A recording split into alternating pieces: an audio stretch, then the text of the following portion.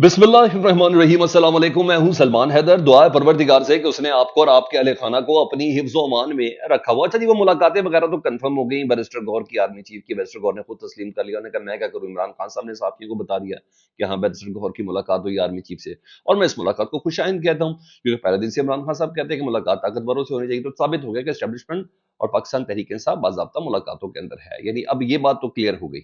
हाँ, उसका एक सियासी चेहरा जरूर है जो बाहर है, वो तो ठीक है, लेकिन इमरान खान साहब का अपने केस से मुतल्लिक एतमाद का इजहार इस बात का है कि इस खबर की तरफ किसी की तवज्जो ही नहीं गई। इमरान खान साहब ने मुल्क भर में तंजीम साजी ऑन कर दी है, मुल्क भर में मेंबर साजी, जी हाँ, उसको ऑन कर दिया, हिदायत जारी कर दी गई है। मुल्क भर में तमाम जितने भी लीडर्स हैं वो एक बार फिर से पाकिस्तान तहरीक इंसाफ के कारकुनों के हवाले से और वोटर्स वोटर्स के हवाले से तंजीम साजी का आगाज कर दें। अभी से ही इमरान खान साहब को इस हद तक एतमाद, और वो पैगाम पहुंचा है बड़े सीनियर तरीन रहनुमाओं के पास। उसकी कुछ तफसील मैंने आपको बतानी है, लेकिन इसके अलावा कई ऐसी खबरें जो आपके साथ शेयर करना बहुत ज़रूरी है। सबसे पहले वो 7 दिन तो तय हो गया जी। मुज़ाकरात के मिनट्स तो सारे मैंने आपको बता दिए कि 2 पॉइंट एजेंडा है, 17 उसकी शराइत हैं, 2 मुतालबात और 17 शराइत के साथ 9 मई, 26 अक्टूबर, नवंबर, और दूसरी चीज़ जो सियासी कैदी है उनकी रिहाई। लेकिन उसकी शिकें सारी ज़रूर सामने दी गई हैं। अब 7 दिन का टाइम है जी। 7 दिन के अंदर अंदर हुकूमत पाबंद है, ठीक है जी। उसने इमरान खान साहब की एक अनइंटरप्टेड माहौल, रिकॉर्डिंग डिवाइसेस के बगैर वाली मुलाकात उन्होंने करवानी ही करवानी है। यह हुकूमती मुज़ाकराती टीम ने न सिर्फ तायद की है बल्कि वादा भी किया है। इसके अलावा जी जो मुतालबात हैं उसकी मुज़ाकराती टीम का जो एलामिया जारी हुआ, TSK के राना सनाउल्लाह साहब ने अभी अपनी इस बातों से ही बिल्कुल मुख्तलिफ बात शुरू की। मैं उसको आगे चल के बात करता हूँ, लेकिन बहरहाल हुकूमती मुज़ाकराती टीम के जो तर्जुमान है, क्योंकि मुझे उन्हीं की बात पर बिलीव करना है। राना सनाउल्लाह साहब सोलो फ्लाइट लेंगे तो मैं तो यकीन नहीं करूंगा कि जो तर्जुमान है मुझे उसको देखना है। तो इरफान सिद्दीकी साहब ने मीडिया से गुफ्तगू की है। उन्होंने कहा दोनों कमेटियों के सामने मुसवदा जो है ना, पाकिस्तान तहरीक इंसाफ ने रख दिया है। तमाम कॉपी सबको तकसीम की गई और सबके सामने पढ़कर मुसवदा सुनाया गया। पाकिस्तान तहरीक इंसाफ के 2 मुतालबात हैं, जिसमें 17 शराइत भी हैं। 2 मुतालबात और 17 शराइत हैं, और तय यह पाया कि हुकूमती कमेटी 7 वर्किंग दिनों में अपोजिशन के मुतालबात पर अपना तहरीरी मौक़िफ़ पेश करेगी। अब 7 दिनों के अंदर अंदर जवाब देना है। तो आज 16 तारीख है, तो अब लेकिन 23 तारीख के अंदर अंदर उन्हें जवाब देना, फिर वो 24, 25, 26 में जब भी वो दोबारा से जो चौथी नशस्त है वो हो जाएगी। इस दौरान हुकूमती कमेटी में शामिल 7 जमातें यानी MQM वगैरह सब शामिल हैं, पीपल्स पार्टी वगैरह शामिल हैं। तो और वो क्या है, अलीम खान साहब और ये सब, उन्होंने कहा इस दौरान हुकूमती कमेटी में शामिल 7 जमातें अपनी अपनी क़यादत और वकला से रहनुमाई लेकर अपने इज्तिमाई मौक़िफ़ से हुकूमती कमेटी को आगाह करेंगे। फिर अपोजिशन कमेटी के सामने जवाब रखा जाएगा कि हमारा क्या मौक़िफ़ है। अपोजिशन कमेटी ने कहा है कि हमें अपने लीडर इमरान खान साहब से अडियाला जेल में आज़ादाना माहौल में मुलाकात का मौका दिया जाए। हुकूमती कमेटी ने इसकी तायीद की है। आइंदा इजलास जो है वो स्पीकर एयाज सादिक साहब उसको बाकायदा तौर पर अनाउंस कर देंगे। अच्छा, यहाँ ये चीज़ हुआ। दूसरा, बैरिस्टर गौहर साहब की मुलाकात हुई, लेकिन बैरिस्टर गौहर साहब और जी हाँ, उमर अयूब साहब, उन दोनों की मौजूदगी में ना महमूद खान अचकज़ई साहब ने असम्बली के बाहर मीडिया से गुफ्तगू की, और उनकी गुफ्तगू बड़ी मानी खेज थी। ये अपोजिशन इत्तेहाद के सरबराह हैं महमूद खान अचकज़ई साहब, ठीक है। वो कहते हैं कि जो सफ़ है ना जिसमें हम लोग खड़े हैं, ये पाकिस्तान बचाने की सफ़ है। बाकी यार लोग जो कुछ कर रहे हैं, मैं माफ़ी चाहता हूँ। परसों जो पेशावर में मीटिंग हुई, यानी आर्मी चीफ और बैरिस्टर गौहर और अली मीन गंडापुर साहब की, उस मीटिंग को उन्होंने कहा ये आइन के मुनाफी है, ये आइन के खिलाफ है। पता नहीं हम कहां पहुंच गए हैं। हमारी किसी से कोई दुश्मनी नहीं, लेकिन अगर हमारे लोग और इदारे आइन के तहत चलेंगे तो सर आंखों पर रखेंगे।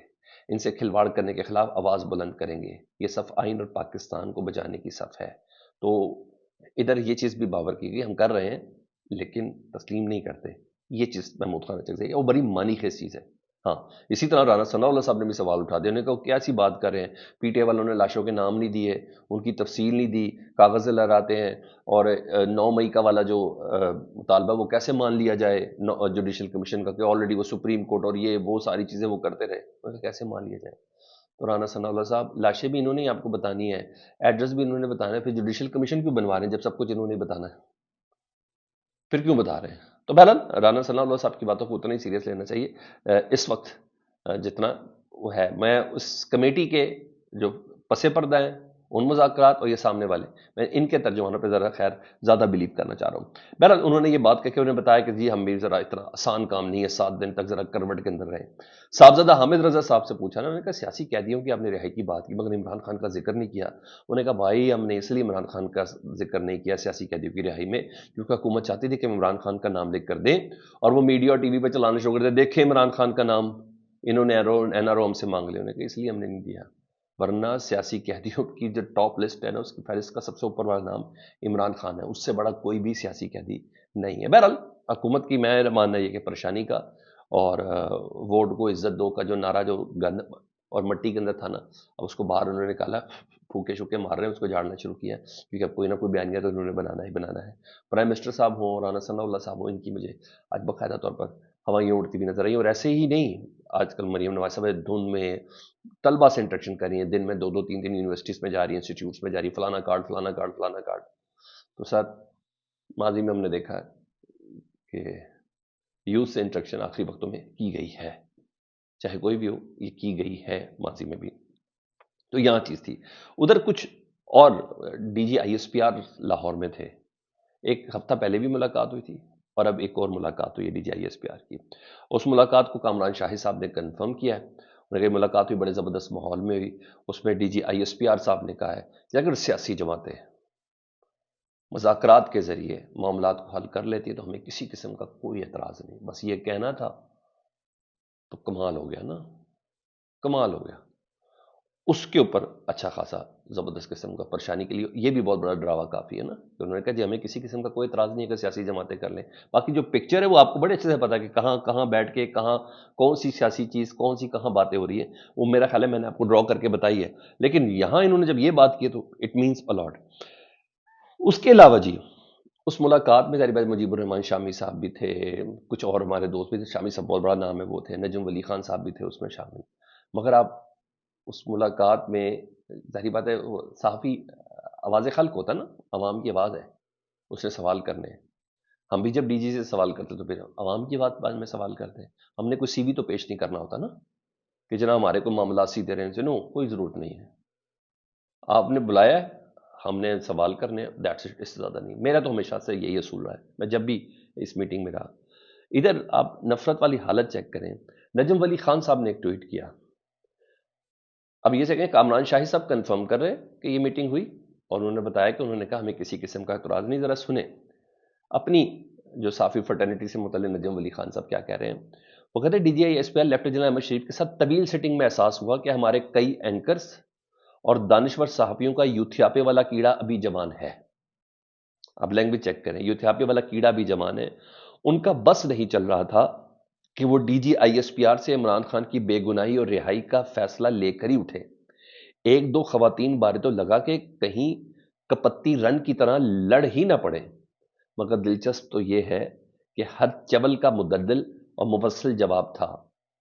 اطمینان کی بات یہ ہے کہ ہر جھوٹ کے سامنے اب سچ موجود ہے، دل چاہ رہا ہے اس پہ تفصیلی کالم لکھا جائے کہ پاکستان گونگا نہیں اور پاکستان میں محبت کرنے والے اس کا مقدمہ لڑنے کے لیے تیار ہے۔ سر اتنی مدح سرائی D G I S P R کی، نجم بھائی کیا ہو گیا آپ کو؟ نجم بھائی کیا ہو گیا ہے؟ بہرحال انہوں نے کی، میں اس طرح میں تنقید نہیں کرتا، میں حیران ہوں یار، آپ ان کو چول کہہ رہے ہیں، ان کو کپتی رن کہہ رہے ہیں، ان کو یوتھیاپے والا کیڑا کہہ رہے ہیں، آپ کیا کر رہے ہیں؟ آپ کیا کر رہے ہیں؟ بہرحال یہ ٹویٹ بہت غیر ضروری تھا جو انہوں نے کیا۔ وہ کہتے ہیں مجھے حیرت اس وقت ہوئی جب کچھ لوگ افغانستان تک کا مقدمہ لڑتے ہوئے ان خارجیوں کا مقدمہ جو افغانستان سے آئے ہمارے بیٹے اور بھائیوں کو قتل کرتے، ہمارے پاس آزادی صحافت کے نام پر آزادی موجود ہے، یہاں عقل سے آزادی ہے، شرم سے آزادی ہے، حب الوطنی سے آزادی ہے۔ مجھے لگا ایسی تفصیلی گفتگو کو آن ریکارڈ ہونا چاہیے تاکہ ہر جھوٹ و پروپیگنڈے کا خاتمہ ہو جائے، وہ سیاست بارے ہو، دہشت گردی بارے ہو، اسمگلنگ بارے ہو، حکومت اور فوج کے تعلقات بارے ہو۔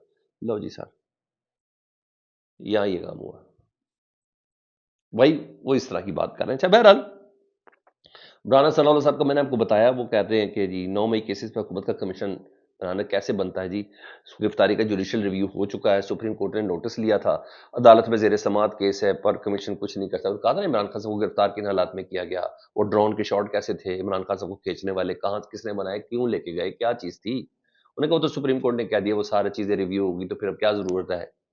وہ بھائی جان وہ ویژولز یہ تو تھے جس نے 9 مئی کروایا، اسلام آباد ہائی کورٹ کا فیصلہ ریورس کروایا تھا سپریم کورٹ نے کہ جرت کیسی ہوئی رینجرز کے اہلکاروں کی اسلام آباد ہائی کورٹ کے اندر داخل ہونے کی.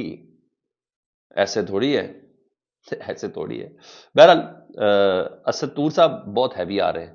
ایک تو انہوں نے بتایا کہ یہ ریکارڈڈ کنفرم ہو گیا جی کہ پاکستان تحریک انصاف اور پاکستان کی ملٹری میں جی ان میں باقاعدہ طور پر نیگوسیشن ہو رہی ہیں. اور اس کا انہوں نے بتایا کہ عاصم منیر صاحب کی اور جو پاکستان تحریک انصاف کے چیئرمین بیرسٹر گوہر کی جو ملاقات ہوئی ہے، انہوں نے یہ کہہ دیا کہ ہم نے اپنی ڈیمانڈز جو ہیں وہ آرمی چیف کے سامنے رکھ دی ہیں اور ہمیں جلد اس کا کوئی اچھا رزلٹ ملے گا. بیرسٹر گوہر صاحب بھی ان تمام باتوں کو اون کر رہے ہیں. لیکن ساتھ ساتھ انہوں نے بے بسی بھی بتائی ہے اسد طور صاحب نے ایک ٹویٹ میں. اسد طور صاحب اس بے بسی کا اندازہ اس بات سے لگا کے کہتے ہیں جسٹس یحییٰ آفریدی جو ہمارے چیف ہیں جی سپریم کورٹ کے، اور شہباز شریف میں کوئی فرق نہیں ہے. دونوں نے لاسٹک کی فارم 47 کی شلواریں پہنی ہوئی ہیں. دونوں کے پاس نہ اقتدار ہے اور نہ اختیار ہے. یحییٰ آفریدی اور جسٹس امین نے سازش کر کے منصور علی شاہ کا بینچ توڑا تاکہ جسٹس منصور علی شاہ اس غیر آئینی ترمیم کا جائزہ نہ لے سکیں اور اختیار کا فیصلہ نہ کر دیں. اس کا مقصد جوڈیشل کمیشن کے اجلاس کے ذریعے ججز کو بھرتی کیا جائے گا مقتدرہ کی سفارش پر. یعنی وہ جو کل ایک دم بینچ تبدیل کر دیا گیا تھا نا، جسٹس عقیل صاحب کو شامل کیا گیا تھا، اور اس کے اوپر انہوں نے یہ بات کہی ہے. انہوں نے کہا دونوں کا اختیار نہیں ہے، یہ کہیں اور سے جا کے ہوا ہے. بہرحال اس پیراے کے اوپر یہ تمام چیزیں چل رہی ہیں. ادھر صحافیوں سے جہاں بات ہوئی تو وہاں جب بیرسٹر گوہر صاحب کی ملاقات ہوئی آرمی چیف سے تو سیکیورٹی ذرائع کا ایک خبر ایک نشر کی گئی ہے. سیکیورٹی ذرائع پہ اپنی پوزیشن بھی کلیئر کرنی ہے. کہنے میں تو کوئی حرج نہیں، لکھ کے دے دے تو کچھ بھی رہتی، یقین کون کرے گا، یہ بڑا معاملہ ہے. تو یقین کرنا نہیں کرنا یہ تو میرا اور آپ کا کام ہے. سیکیورٹی کہتے ہیں او ہو بیرسٹر گوہر صاحب کی جو آرمی چیف سے ملاقات ہوئی ہے اس کو سیاسی رنگ نہ دیا جائے. اس کو سیاسی رنگ دینا افسوسناک ہے. سر تمام باتوں کی بات ہے یہ عمران خان صاحب نے اس ملاقات کو خوش آئند کہا ہے بیرسٹر گوہر کی. دیکھیں کس حد تک خوش آئند ہے، اور خوش آئندگی کا فیصلہ کل ہو جانا ہے. القادری ٹرسٹ کیس یعنی 190 ملین پاؤنڈ کیس، اس کا محفوظ فیصلہ سنایا جانا ہے. بہت کہتے تو ہیں کہ مذاکرات پہ کوئی اثر نہیں پڑے گا. کیا ایسا ہو سکتا ہے کہ مذاکرات پہ اثر نہ پڑے؟ یہی میرا سوال ہے. کل پتہ چل جائے گا. فیڈ بیک سے متعلق ضرور آگاہ کریں. اپنا بہت خیال رکھیں. اللہم صلی علی محمد و آل محمد.